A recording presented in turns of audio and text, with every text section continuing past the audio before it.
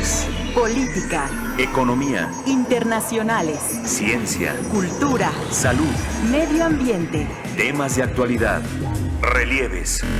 Ayer fue noticia, hoy es tema de reflexión y análisis.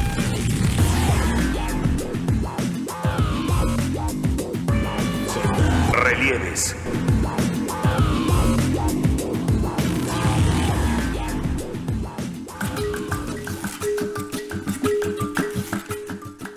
La cuarta transformación ha generado grandes expectativas y también cierta incertidumbre en el sector laboral del país. Ahí váyanse preparando. Primero, llegó la Ley Federal de Remuneraciones de los Servidores Públicos, que anunciaba medidas que mermaban las finanzas personales de miles de burócratas a los que se les recortaban no solo sus salarios, sino también las prestaciones de las que venían gozando. El servicio público no es para hacer dinero, es para servir a los ciudadanos. De todas maneras, de todas formas, tienen libertad para inconformarse acerca de que si ganan menos se va a fomentar la corrupción. Eso es poco serio, muy poco serio. Yo creo que hay deshonestidad cuando un funcionario público acepta recibir hasta 600,000 pesos mensuales. Eso es corrupción.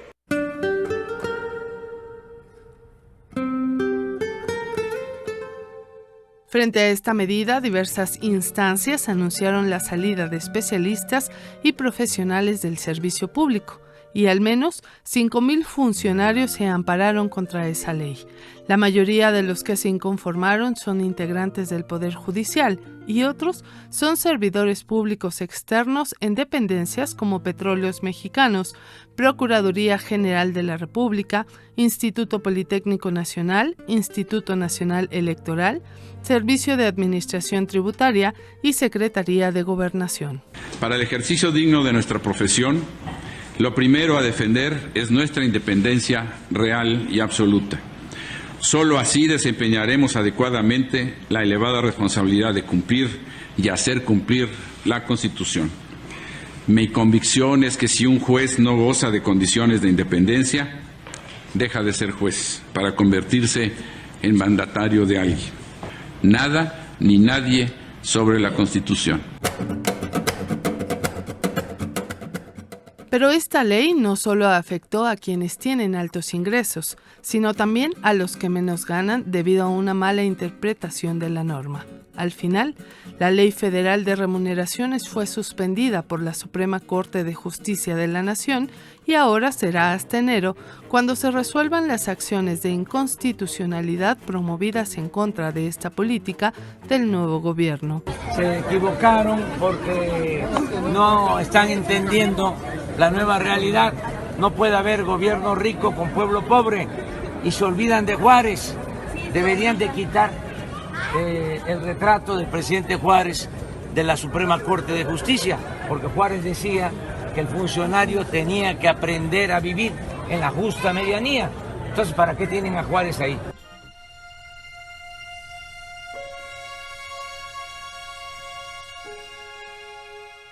Mientras tanto, la nueva titular de la Secretaría de Trabajo y Previsión Social, Luisa María Alcalde Luján, afirma que el primer empujón a las y los trabajadores del país será impulsar el crecimiento del salario mínimo hasta 102 pesos a partir del próximo año. Creemos que podemos a partir de 2019 tener un impulso, un primer empujón,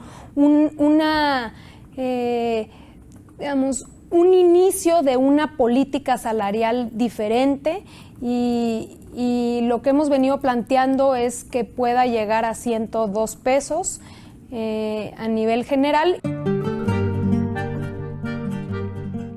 Te invitamos a que sigas escuchando este programa de Relieves. El tema de hoy, política laboral del nuevo gobierno. Los teléfonos en cabina 41 55 10 60.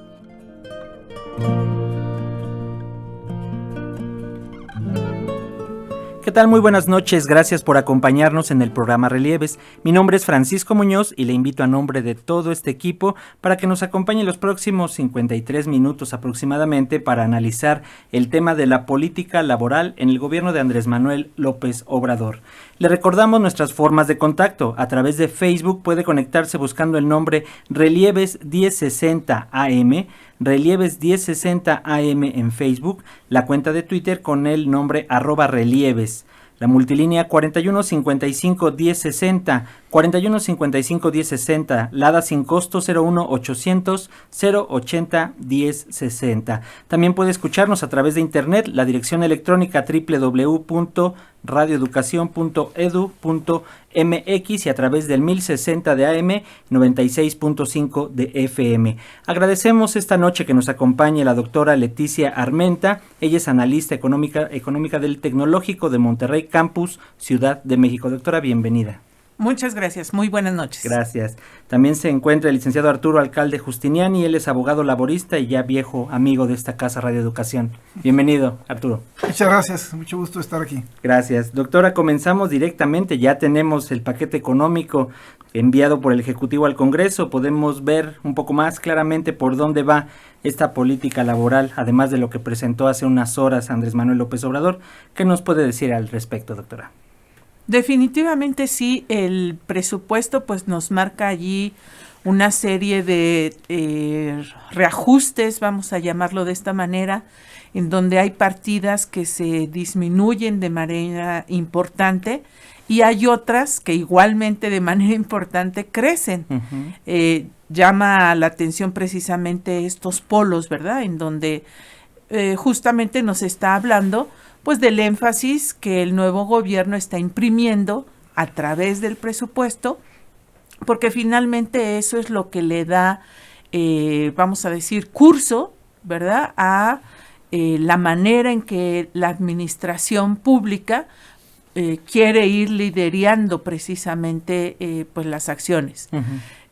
Sobresale, por ejemplo, el elemento que se eleva muchísimo en el presupuesto.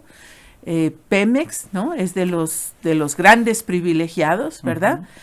Y como contraparte, no necesariamente en tamaño, ¿verdad?, a lo mejor en dimensión, pero yo sí diría en importancia, pues está precisamente las actividades de investigación, propiamente el CONACYT, ¿verdad?, que es ese organismo público a través del cual se incentiva la investigación en el país.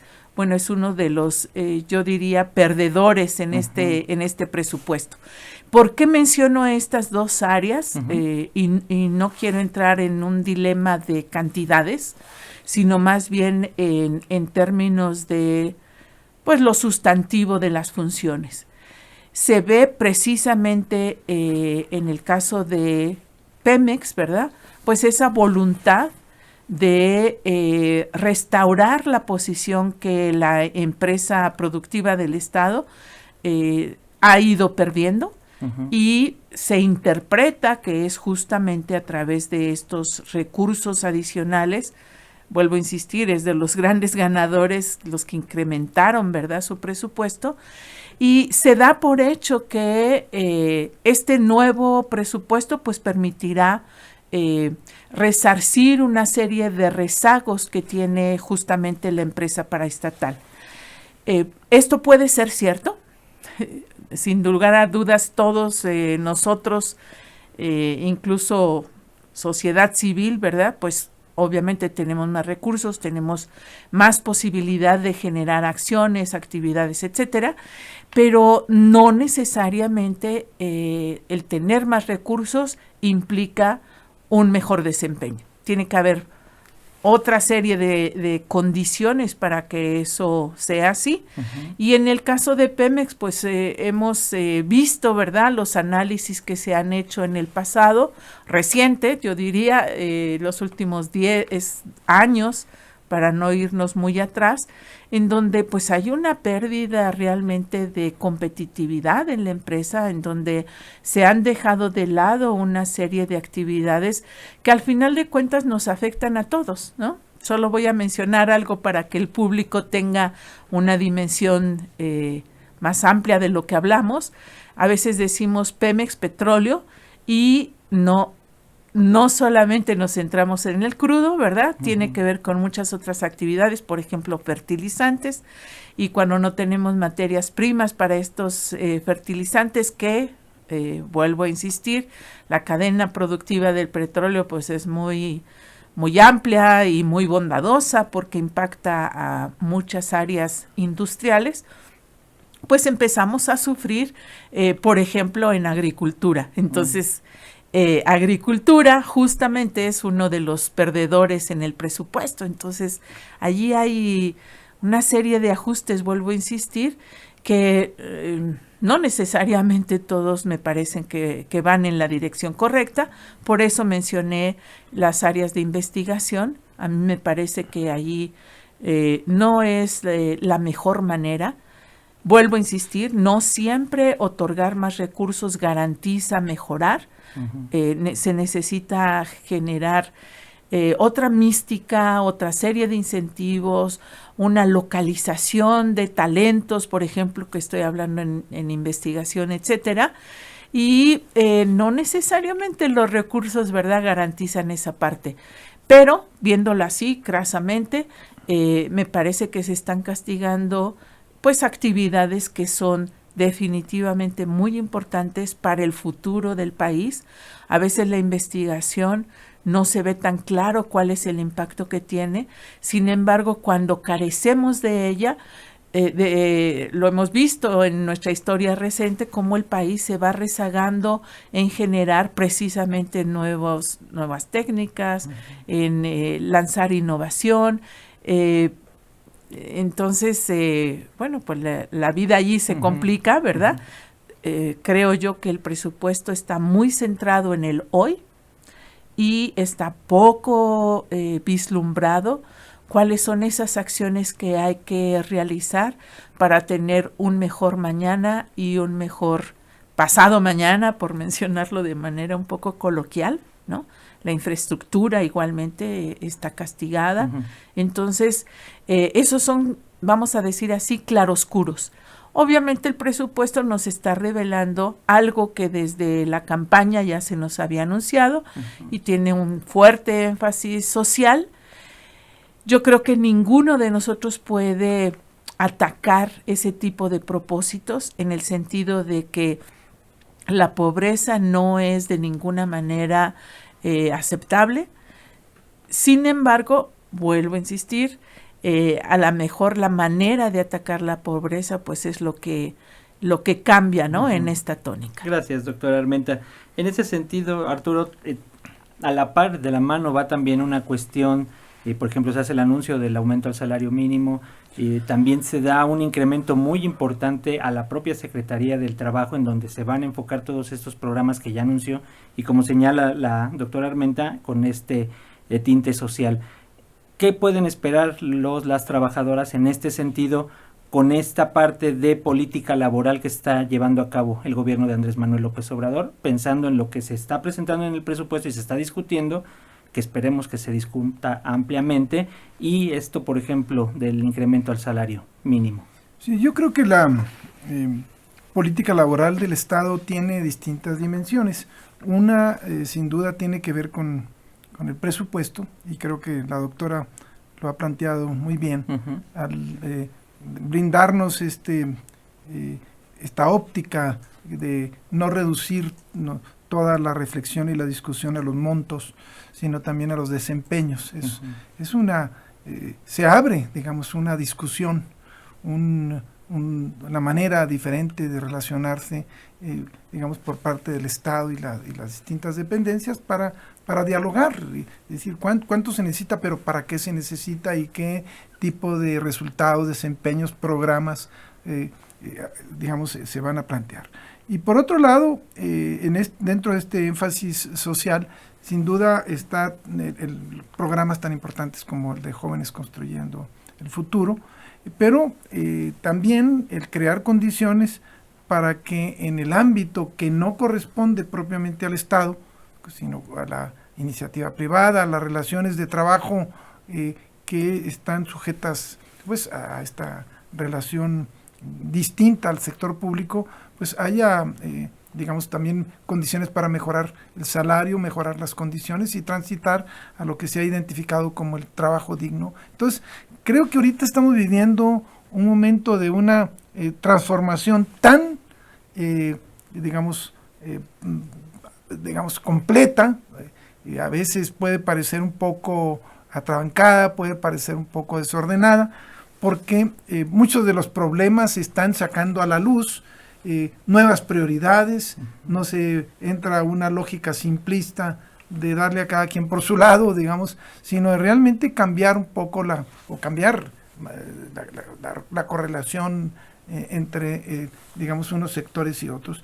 Y por esa razón creo yo que la política laboral, digamos, sin duda debe partir de proteger a los que menos tienen y de ahí la trascendencia de esta decisión de incrementar el salario mínimo de manera pues tan especial, ¿no? De pasar hoy de 88.36 a 102 pesos y de duplicar el salario en la frontera. Son cambios que pueden parecer menores. Yo he escuchado voces el día de hoy de que dicen, bueno, es poco para lo que se necesita, y tienen toda la razón, es un principio, pero como bien señalaba la doctora, lo importante es hacia dónde plantea y propone el gobierno caminar. Y también la sociedad, dialogar con el gobierno alrededor de si comparte esas prioridades, porque en este diálogo es donde se empiezan a generar pues este empoderamiento ciudadano, esta participación que es tan necesaria.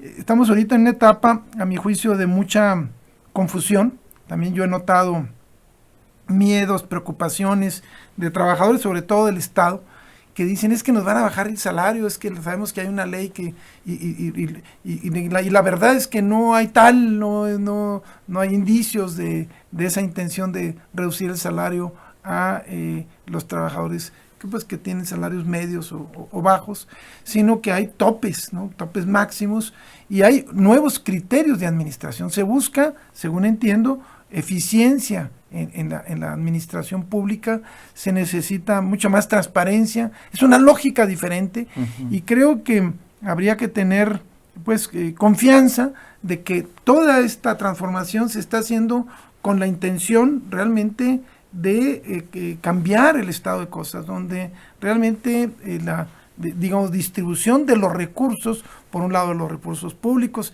y por otro lado de los recursos privados en el ámbito laboral a través de la negociación colectiva y del empuje que puedan dar los trabajadores para reclamar la adecuada remuneración de su trabajo, tenga otros resultados. Es un momento digamos interesante, fuerte.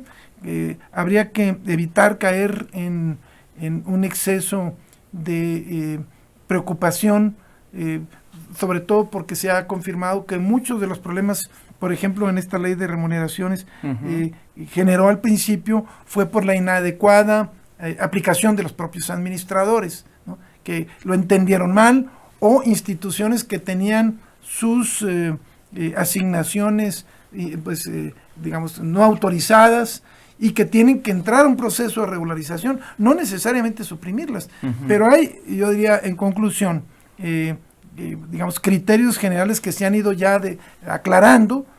No debe haber preocupación cuando yo tengo un contrato colectivo, cuando yo tengo unas condiciones generales de trabajo, cuando yo tengo derechos adquiridos. La intención no es, obviamente, afectar a los trabajadores, digamos, de bajos o medios o incluso de altos ingresos, sino realmente, digamos, de muy altos ingresos es donde hay una lógica diferente.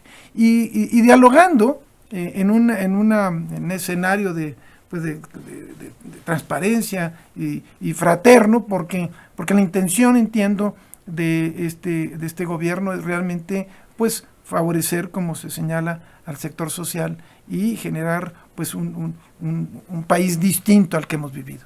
Así es, gracias Arturo. Tenemos ahí sin duda grandes retos, invariablemente, como bien señalan. Hay cuestiones novedosas en esta forma de gobierno, a pesar de que se venían deslumbrando desde la campaña y antes con el discurso de Andrés Manuel López Obrador, que tal vez muchos decían o pensaban, no creo que sea tan radical, pues nos está demostrando que sí es radical. Y bueno, en este también forma de gobierno novedoso o nuevo, también hay muchos tropiezos, ¿no? Como esta parte de los presupuestos en donde se quita un poco en otros lados, se quita mucho en otros tantos y se están revisando. Por eso es lo que yo le señalaba de la importancia de este diálogo, y como bien señalaba también Arturo, de que se dé un diálogo directo con la Cámara por parte de los sectores. El día de mañana se van a ir a manifestar sectores de la cultura por el recorte, se van a ir a manifestar grupos feministas por el recorte también a los programas de transversalidad de recursos en cuestión de género, es decir, que se abran esos diálogos, sin duda que va a ser muy importante. Agradecemos que nos estén llamando, les recordamos nuestro número telefónico 41 55 10 60, 41 55 10 60, las llamadas que lleguen en este momento. Tenemos 2 libros hablando de estas cuestiones: Ecosistemas de Innovación en la Frontera Norte, Chihuahua y Coahuila, y un ejemplar de Impactos de la Homologación del IVA en Zonas Fronterizas. Son 2 libros que nos hacen llegar y que obsequiamos al público del programa Relieves. Doctora Armenta, coméntenos por favor en este sentido, cómo poder empatar esta parte de la discusión en el Congreso, esperando que sea un Congreso receptivo a las demandas también de los sectores y grupos. Como les señalaba, que el día de mañana van a comenzar a entregar cartas y a acudir a la Cámara de Diputados para que realmente se dé ese apoyo y esa necesidad que se está surgiendo en este momento, que si bien hay que ajustarse a la austeridad que propone el gobierno, también sin descuidar unos aspectos como es la educación, como es cultura. Sí, precisamente algo que recién menciona, este tema educación, ¿verdad? Yo creo que es de esos puntos a los que todos nos duele, ¿no es cierto? Por un lado, y me llama mucho eso la atención, las declaraciones del presidente han sido en el sentido de las universidades van a tener, por decirlo así, ¿verdad? Cupo abierto, todo mundo va a entrar, todo mundo va a tener oportunidad, todo mundo, etcétera, etcétera, pero en este presupuesto lo que vemos es una reducción de justamente los recursos que podrán disponer pues las universidades del país, no solo las nacionales, que yo diría emblemáticamente pues nos sorprende, ¿verdad? Esa reducción. UNAM, Politécnico, por supuesto, ¿no? Pero también las universidades estatales. Entonces allí yo justamente pues veo difícil, ¿verdad? Por un lado, cumplir con ese ofrecimiento que se ha hecho de una aceptación casi sin restricción, ¿verdad?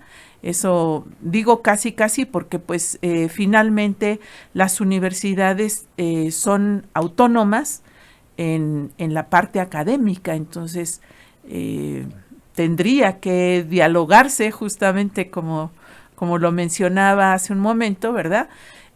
Cómo los líderes en esas universidades pues van a manejar este deseo, ¿verdad? De abrir la capacidad a muchos más estudiantes.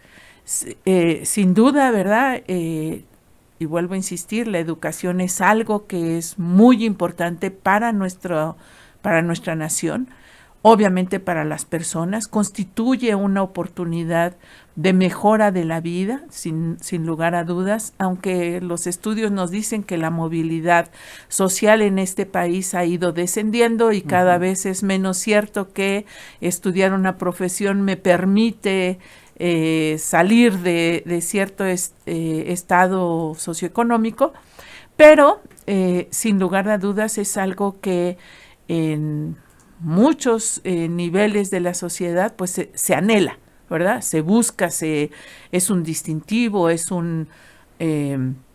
pues un honor, ¿no? En muchas familias no tener graduados universitarios y se vuelve realmente pues en un anhelo.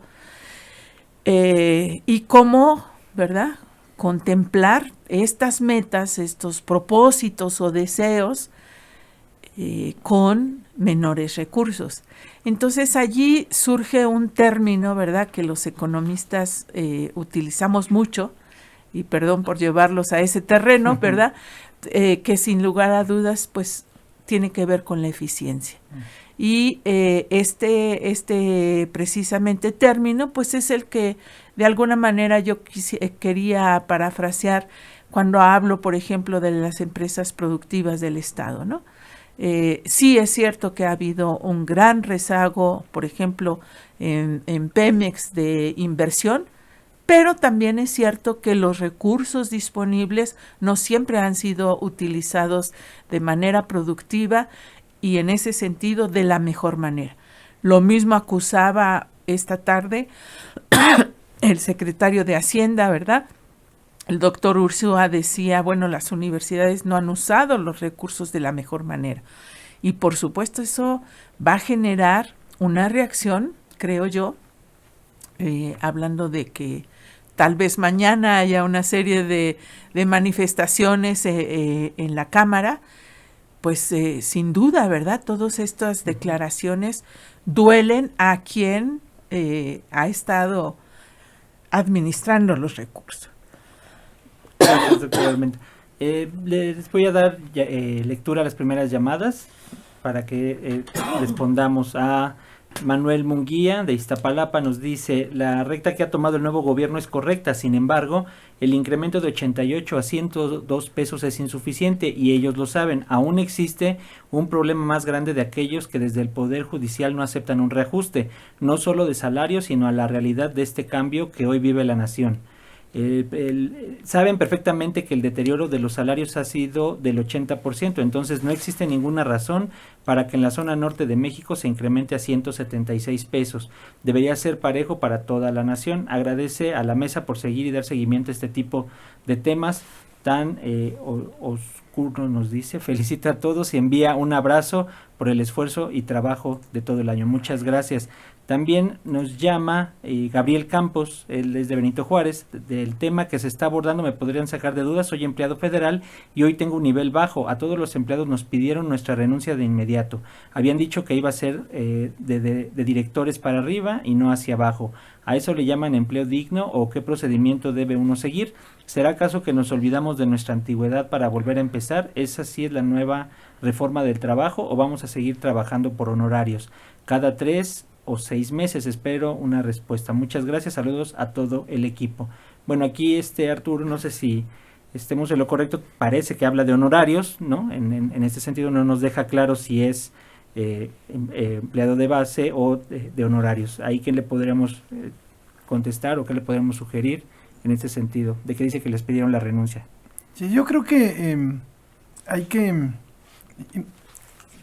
tomar en cuenta que este gobierno que ha entrado hace tan solo 17 días, encuentra una administración totalmente desordenada, destrozada, llena de vicios, no solamente de corrupción, sino de una administración laboral incongruente, alejada de la legalidad, este fenómeno de los trabajadores por honorarios, que es una situación totalmente irregular porque se supone que son contrataciones privadas, deberían estar sujetos exclusivamente a prestación de servicios profesionales y los han utilizado para los trabajadores auténticos. Entonces eso es un problema gruesísimo, ¿no?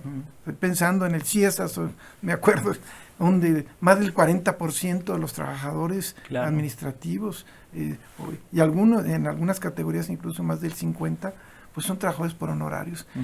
O otras dependencias donde tenían prestaciones que se otorgaban a los trabajadores, pero que no estaban autorizadas por Hacienda, porque siempre le decían, mira, te doy el dinero para que lo pagues, pero no te las autorizo. ¿Sí?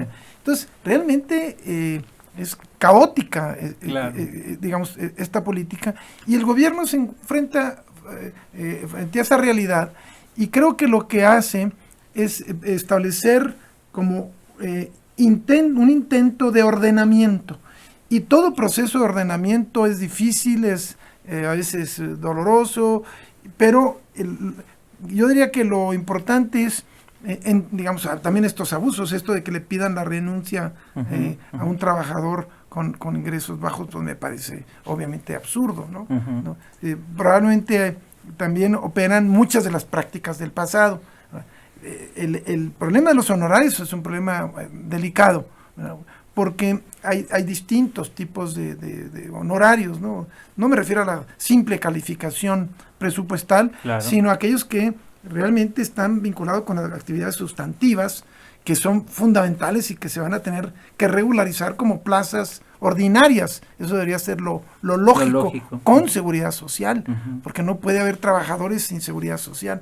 Diga, claro, pero de la noche a la mañana es un poco, digamos, difícil resolver esto como se planteaba ahorita, pues efectivamente con un presupuesto, ¿no? Que son recursos limitados que hay que poner en algunas prioridades, algunas de ellas orientadas a recursos o a conceptos y dependencias que se espera generen precisamente pues, todos los recursos suficientes para cubrir las otras necesidades. En este caso la prioridad de Pemex, ¿no? Que por eso se habla de incrementar la producción, de racionalizar, de afrontar valientemente el tema del huachicol, que es una brutalidad y que se ha ido consintiendo con efectos impresionantes. Claro. Entonces, en esa lógica, yo diría que el gobierno va a tener que plantea una propuesta, el presupuesto es una propuesta, hace un planteamiento en la ley de remuneraciones de orden laboral, que hay que quitar la parte de confusión y mala aplicación. Por otro lado, la parte que tiene momentáneamente un impacto que se tiene que regularizar. La conciencia de que lo que son derechos adquiridos, contratos colectivos, condiciones generales de trabajo, deben preservarse. A veces no lo hacen. Yo he visto dependencias que han aplicado la ley de una manera muy distinta a otras. Administradores temerosos, o algunos incluso hasta malintencionados, que tratan de decir, pues la ley te va a castigar, no lo dudo que a este compañero le hayan dicho que es pues instrucciones del nuevo gobierno que renuncie. No es eso. Lo que pasa es que se está intentando, entiendo, poner orden, con una intención pues social, con la posibilidad de cometer errores, y probablemente tendrá que enmendar en muchas cuestiones, ¿no? No se trata de que las decisiones que tome el gobierno sean necesariamente correctas, como cualquier administración. Lo importante es hacia dónde va, qué pretende. O sea, realmente se trata de un fenómeno de apropiación o de intención de lesión o realmente afectar a los trabajadores. Yo diría que obviamente no. La intención es poner orden, mejorar las condiciones, dar prioridad a los que menos tienen, porque al mismo tiempo pues se incrementa no solamente el salario mínimo, sino que en el caso de la frontera, por ejemplo, se reducen ingresos del Estado con objeto de generar una cortina de protección pues salarial frente a los trabajadores que se ven obligados a pasar a Estados Unidos. Entonces, creo que por eso decíamos que vivimos un momento en el que hay que intentar ver la película completa y decir, bueno, ¿cuál es la lógica de este gobierno? ¿Hacia dónde va? Criticar sus errores, dialogar. Este tema del uso racional de los recursos es un tema muy difícil. Es un tema muy difícil porque efectivamente luego tenemos la idea de que el tema de la rendición de cuentas pues no pasa por mí o no pasa por nuestra institución. Hay que ver no solamente la cantidad de los recursos, sino cómo se están utilizando los recursos. Y eso puede no ser muy popular, pero también quizá es necesario. Y están todas las cosas juntas, ¿no? Porque los problemas no pueden esperar, ¿no? Sí es. Pero sí creo que los trabajadores, con toda razón, tienen el derecho a reclamar, de exigir y de mandar cartas y de movilizarse. Eso sucede en cualquier país democrático.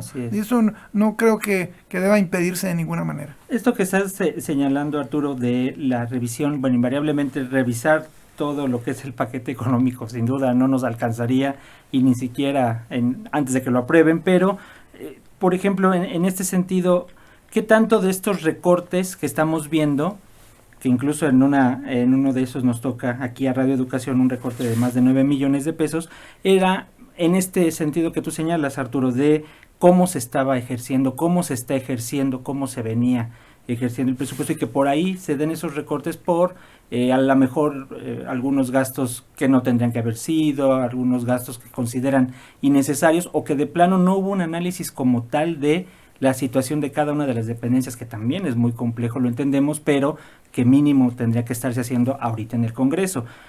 ¿Cómo entender entonces esta parte de recortes, a grosso modo, desgraciadamente, y no podemos desmenuzarlo, de, por ejemplo, en algunas dependencias, estas cantidades altas, o en otras en donde no se ve tanto, que sea por esto que señalaba Arturo, doctor Armenta? Usted acaba de mencionar algo que es muy importante y que creo que este país necesita restaurar. De acuerdo al diseño, digamos, de nuestro gobierno, recordemos que tenemos 3 poderes, y estos 3 poderes justamente lo que buscan es dar un equilibrio, ¿verdad? Que no se centre solamente en uno de ellos, sino que al ser contraparte uno de otro, ¿verdad? Pues permita una mejor administración, una mejor ejecución. Y menciono esto porque precisamente en el Poder Legislativo es en donde está ubicado la Auditoría Superior de la Federación. Y si bien es cierto que la auditoría, por su nombre, por su función prioritaria, por la mística incluso del trabajo que hace, pues se dedica, para decirlo de manera muy sencilla hacia nuestra audiencia, pues en corroborar cómo se van realizando precisamente las operaciones ligadas a los recursos y donde hay faltas, ¿verdad? Donde no se demuestra correctamente este uso de recursos, etcétera, etcétera. Yo creo que allí hay una gran veta de información que el gobierno tendría que retomar. Hemos escuchado por años cómo la auditoría hace ciertas recomendaciones y al final de las cuentas pues parece que no pasa nada, ¿no? Entonces vuelvo a insistir, esa auditoría que ha funcionado ya por bastantes años tendría que ser una generadora de información muy importante para el nuevo gobierno, ¿verdad? En dónde se están dando estas desviaciones de presupuesto, en dónde se están asignando recursos sin la justificación presupuestal, en donde a pesar de contar los recursos, las metas no se logran, etcétera, etcétera, ¿no? Digamos, hay muchos criterios que podríamos estar hablando en torno a ello. Justamente, pensando, ¿verdad?, en su comentario, ¿por qué recortar? Estamos en esta casa, ¿verdad? No es por alabar el comentario, pero bueno, ¿por qué recortar a Radio Educación? Bueno, pues tendría que haber una, ¿verdad?, una base justificatoria. Y por el otro lado, también entiendo que el hecho de haber realizado compromisos de tipo social, obligadamente, ¿verdad?, llevaban a las autoridades presupuestarias pues a hacer este ajuste en las diferentes dependencias, pero yo vuelvo a insistir, ¿por qué mucho a algunas, por qué no tanto a otras? Y lo mismo en el incremento como en la reducción, ¿no? Uh-huh. Entonces allí yo creo que siempre lo mejor es tener una justificación objetiva. Por supuesto, el presupuesto es un tema netamente político, pero atañe justamente el uso de recursos económicos y por lo tanto, pues tiene que tener una directriz, vuelvo a insistir, que nos dé un sustento, que nos dé una base, ¿verdad? Leíamos en días pasados la decisión de la Secretaría de Hacienda, regresando al tema anterior, uh-huh, ¿verdad?, de cortar la contratación de personal por honorarios, por ejemplo, uh-huh, que estoy de acuerdo, ¿verdad? Se volvió algo absurdo, ¿verdad? personas que tienen todo su tiempo dedicado a la función en determinada secretaría y que además son funciones neurálgicas. ¿Por qué? O sea, ¿bajo qué justificación, vuelvo a insistir, verdad? Tener un contrato por honorarios cuando son personas que han estado, no sé, 5 o 10 X años, ¿no? Entonces, sí creo yo que allí esas justificaciones tendrían que ser esa base para hacer el diseño. Probablemente en este ejercicio, pues los tiempos fueron muy cortos, hablamos de un semestre, ¿no? Desde que se declara el triunfo y que empieza pues este grupo de transición a permear, ¿verdad?, los temas, a lo mejor enterarse de alguna información. Tal vez el tiempo fue breve, no lo sé. Para algunos será demasiado tiempo y para otros no suficiente. Pues yo creo que sí debe de haber, vuelvo a insistir, las piezas que la misma administración va generando año con año, pues ser tomadas en cuenta, ¿verdad? Por supuesto, la dirección del presupuesto, vuelvo a insistir, es un tema político y ahí por eso se permean promesas y énfasis, etcétera, ¿no? Gracias, doctora. Arturo, ¿cómo lo ves tú en esta cuestión de los recortes con lo que tú nos señalabas, ¿no? Sí, yo creo que un punto que me parece claro es que se necesita una buena política de comunicación de lo que se está haciendo. ¿Por qué se está haciendo? ¿Qué parte es una transición? ¿Y qué parte es como una propuesta? Fue muy corto el plazo para entender, por ejemplo, esta rendición de cuentas de las instituciones. Se hablaba, por ejemplo, aquí de radio, y efectivamente a mí, que tengo aquí, los conozco hace más de 3 décadas, para no decir 4, y realmente a mí me consta, por ejemplo, el sacrificio que hacen en esta radio, donde son casi misioneros los que trabajan aquí. Me consta gente, por ejemplo, que les ofrecen trabajos en otros lados, mucho mejor remunerados, y dicen, no, me quiero dedicar a reeducación, porque lo ven, pues, es como una misión, ¿no? Y eso estoy totalmente convencido que el gobierno lo va a entender. Y yo estoy totalmente confiado, sinceramente, en que esos problemas se van a resolver. Ahora, también entiendo que hay que entrar a la lógica de que un presupuesto parte de el principio de que hay recursos limitados y que si se pone en un lado, deja de ponerse en otro. Claro. A veces nos acostumbramos a la idea de decir, no, que pongan en todos, ¿no? Y de ahí sale precisamente el tema de la deuda externa, y ya han salido todos este derroche de recursos que hicieron los gobiernos panistas, que tuvieron grandes recursos y que anduvieron entregando dinero por todos los estados, y fue en buena parte motivo de la corrupción. Entonces ahora se intenta poner las cosas en su lugar, sin deuda, sin incremento, cuando menos en un periodo de impuestos, y entonces necesitamos, digamos, un diálogo diferente. Yo diría que el punto está en el adecuado desempeño, demostrar el uso racional de esos recursos, ¿no? Porque se sabe que en muchas dependencias hay excesos. En el caso de las universidades, por ejemplo, se sabe de rectores que con unos cuantos años de servicios, pues tienen unas pensiones ahí medio escondidas. Y eso se tiene que aclarar.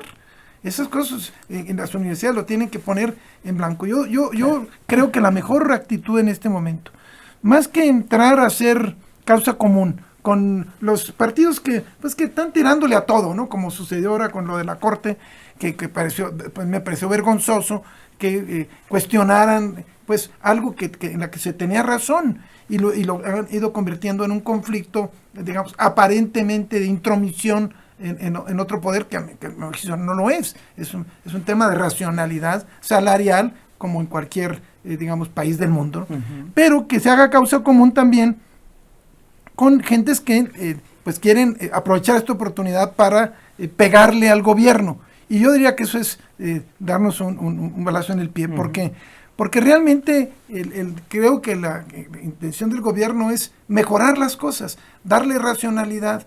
Habrá falta de comunicación, habrá errores, habrá un periodo de turbulencia en la crisis, precisamente por el periodo tan corto de la aplicación, y a veces hasta aprendizaje, y lo que tenemos que cuidar es que efectivamente no haya lesión a los derechos. Para eso está la organización, claro, ¿no?, de la gente. Yo creo que vamos a vivir, ojalá por ahí caminen las cosas, procesos de organización en todas las instancias, que se organicen o en sindicatos, o en asociaciones civiles, o en grupos profesionales, y que establezcan frente al gobierno, de manera autónoma, un diálogo y decir, oye, momento, esto es lo que hacemos nosotros, y tenemos derechos, y entonces el gobierno empieza a establecer otras prioridades. Pero si se entra a descalificar, ¿no?, como digo, digamos, entrar a la lógica de echar abajo este esfuerzo de racionalidad, digamos, presupuestal, pues entonces las cosas pueden ir para atrás. Entonces, yo la verdad estoy confiado, porque presencié cómo al principio hubo muchos problemas, se empezaron a resolver. Ahorita hay este tema de la suspensión, yo estoy seguro que se va a echar para atrás en enero, esa suspensión no tiene ni pies ni cabeza, pero bueno, vamos a esperar y entrar a lo que constituye el centro del asunto. ¿Cómo reordenamos este país y sus recursos públicos para, como bien dijo la doctora, un uso adecuado? Este tema que plantea de la auditoría me parece central, en efecto, que no es un problema futuro, lo sabemos. Todos los excesos brutales que año por año se ha venido cometiendo en el sector público y que quedan impunes. Ahí hay un montón de recursos. El no pago de impuestos de los empresarios, por ejemplo. Eso hay que poner las cosas. ¿Para qué? Porque esos son los recursos que necesitamos. No solamente para los, digamos, renglones prioritarios, no solamente para la protección a los más desvalidos, a los pobres, que sin duda es una prioridad, sino para fortalecer con la prioridad tan alta que tiene la investigación y la educación. Muy bien, les voy a dar lectura a las siguientes llamadas. José Luis Moreno Carrillo de Tlalpan: ¿por qué no se lleva a consulta popular el hecho de que bajo un estudio socioeconómico, cuánto es lo justo que debe ganar un trabajador, cuál debe ser su salario, cuánto es lo que tendrían que bajarse del sueldo los altos funcionarios? ¿Qué tendría que hacer la sociedad para lograr que se bajen esos sueldos? Los funcionarios deben entender los nuevos tiempos, porque se blindaron ante la Constitución para no resultar afectados y beneficiar a su familia. ¿Cómo poder recuperar el poder adquisitivo de los trabajadores? ¿Cómo aprovechar este tipo de programas para difundir esa información y se haga algo? Toda la sociedad debe participar. Manuel Munguía dice: para acabar con el desperdicio que es la herencia de los neoliberales, siendo correctos y radicales, acabar con un gobierno rico y un pueblo pobre, se necesita reducir totalmente el salario que ganan en el Poder Judicial. No es justo 20,000 pesos diarios que ganan magistrados, jueces y otros funcionarios, mientras que el pueblo le aumentan 100 pesos. No se acabará este crimen de lesa humanidad y el pueblo seguirá siendo sumido en la pobreza mientras sigan percibiendo hasta 7 millones de pesos anuales. También nos escribe Pedro Mireles, nos dice: podemos salir de la pobreza si expropiamos las minas que tienen los extranjeros en su poder y ese dinero se ocupa para los mexicanos. Habría más trabajos y mayores ingresos. José Silva de Catepec: nos preguntamos por qué se bajó el presupuesto a las universidades, pero no hemos preguntado por qué con el presupuesto que tienen o tenían no se abría la matrícula para recibir más estudiantes. Tampoco nos preguntamos cuánto gana el rector y todos los funcionarios priistas y panistas que pululan en la universidad como funcionarios, el financiamiento porril que ha causado mucho daño. También nos dice María Elena Morales, ella es maestra universitaria: estoy viendo la sesión del Congreso y se ve la actitud de algunos partidos y salen a defender el presupuesto de la universidad, aunque nunca lo han hecho. Es el presupuesto para el año 19 y lo reclaman como si fuera para todo el sexenio. Yo creo que la protesta es buena y hay que esperar a ver qué pasa. Ramiro Robles de Nesa nos dice: propuesta y convocatoria, dado que Radio Educación se le recortó el presupuesto, propone que todo el auditorio hiciera una cooperacha para darle apoyo a esta emisora, porque los cambios que se están haciendo en el gobierno, dice, a mí me parece que son responsables, arriesgados, pero responsables. El presupuesto que le recortan, obvio, le hará falta y los escuchas podemos apoyar económicamente y se puede hacer un fondo de apoyo. Saludo a todo el personal porque es gente muy comprometida. Muchas gracias por lo que concierne.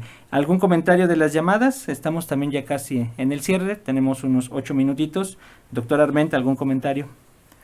Pues definitivamente creo yo que la manera en que se ha ido abordando este tema del ajuste, ¿verdad?, de las remuneraciones, aún, ¿verdad?, los primeros debates en torno del presupuesto, pues nos lleva a algo que francamente creo no es la mejor manera, que los calificativos, ¿verdad?,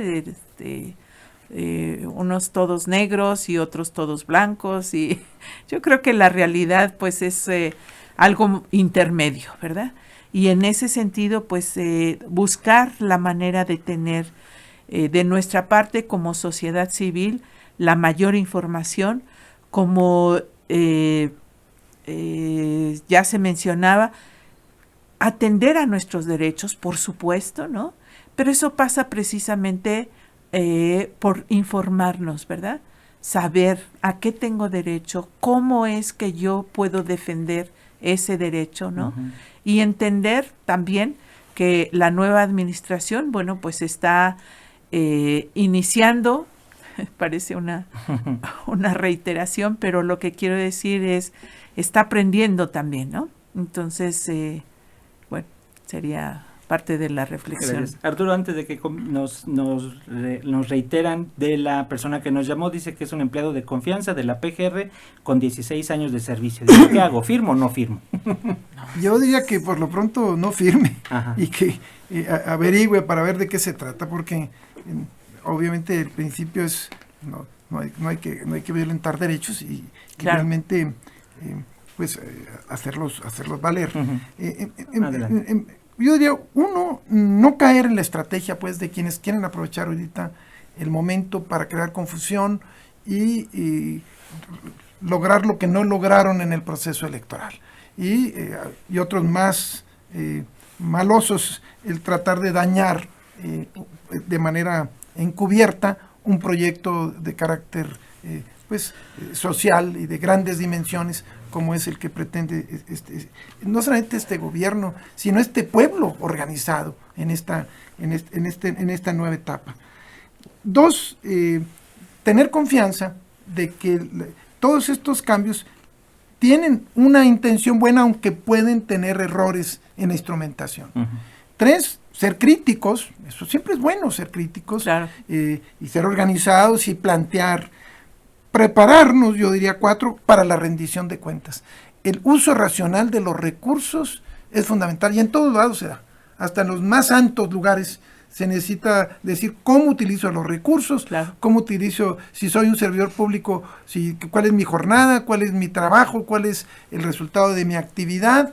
No se vale la simulación, esa daña al país porque obviamente da imposibilidad de cubrir digamos, necesidades en los espacios más necesarios. Y entrar, a una etapa en la que, en este nuevo diálogo, a mí me parece que ahí está la clave. Un diálogo crítico, fraterno, solidario, pero confiado en que hay una estrategia de cambio social y que cuando se parte de una situación tan desordenada, tan desequilibrada, tan corrupta como la que se ha dejado por los gobiernos anteriores, el proceso es difícil, uh-huh, y es doloroso a veces, uh-huh, y eventualmente, como se dice, sujeto a errores. Pero la gente que está ahí en el gobierno es gente honrada, lo sabemos, es gente bien intencionada, es gente muy calificada y que obviamente nos da signos de esperanza. Y lo podemos ver en cada una de las secretarías. De Economía, la gente más calificada, lo vemos en Hacienda, no se diga, y en cada uno de ellos, las secretarías, hay seguridad pública, gentes que le están metiéndose a los problemas, y va a haber problemas de ajuste, ¿va? Porque uh-huh, imagínense pelear contra los guachicoleros, pelear contra los malosos, pelear contra los corruptos, no es cualquier cosa. Así es, y lo estamos viendo, ¿no? Es una batalla mediática también que está fuerte. Los medios, todo el mundo está ahora encubierto y le están metiendo recursos también a instituciones para que con la encubierta de que son ONGs o sociedad civil le empiecen a pegar al gobierno. Entonces, es un momento importantísimo donde uno tiene que distinguir realmente lo que es una crítica sana a una crítica malintencionada, y sobre todo ver el bosque, ver hacia dónde se camina y confiar en que la dirección de este movimiento social, de este triunfo popular, de este triunfo electoral, pues genera una esperanza para el país. Gracias, Arturo. Y Graciela Ramírez, nuestra compañera de Radio Educación, saluda a Arturo Alcalde y a la mesa. Muchas gracias, Graciela, por escucharnos. A manera de conclusión, doctor Armenta, un minutito, ¿qué nos dice a manera de conclusión? Yo sé que muy sintética, pero ¿qué mensaje nos deja después de lo que platicamos esta noche? Bueno, pues yo insistiría, ¿verdad?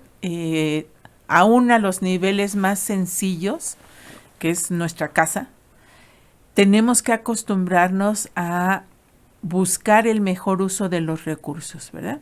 Y lo pongo en esa dimensión porque a mí me parece que hay muchas conductas que como sociedad tenemos en donde pues la misma inercia nos lleva a repetir cierto tipo de actividades que no debieran de ser, ¿no? Y no por maldad, no por mala voluntad, sino porque de repente nos vemos en esa inercia, siempre se ha hecho así, todos lo hacemos de esa manera, etcétera, etcétera, ¿no? Y yo creo que pues es una buena oportunidad para empezar a cambiar desde nosotros mismos, empezar a buscar de veras cómo usamos los recursos. Cuando decimos gobierno, y eso es algo muy frecuente, siempre pensamos en un ser todopoderoso que tiene muchísimos recursos, ¿verdad?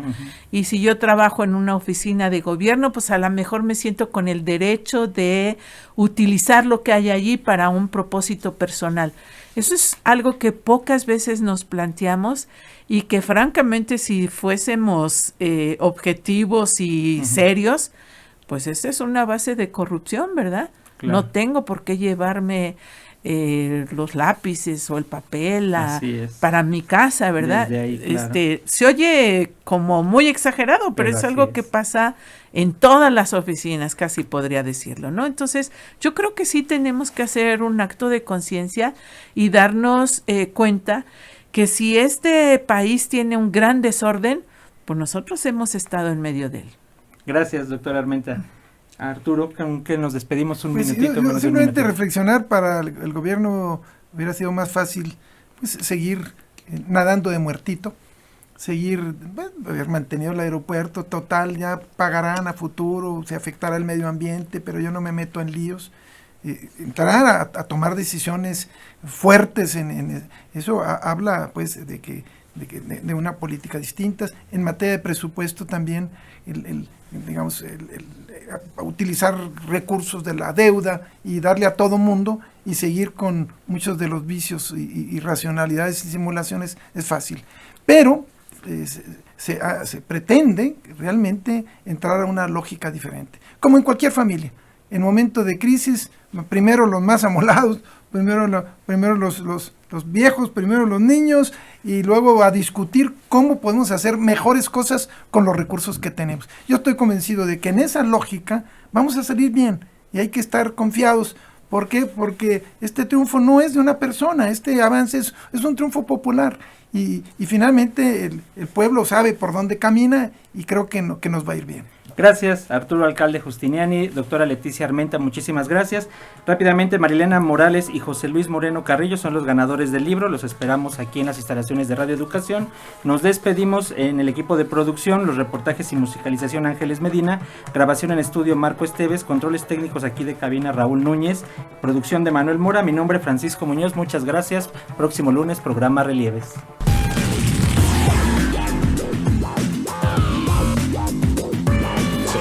Relieves.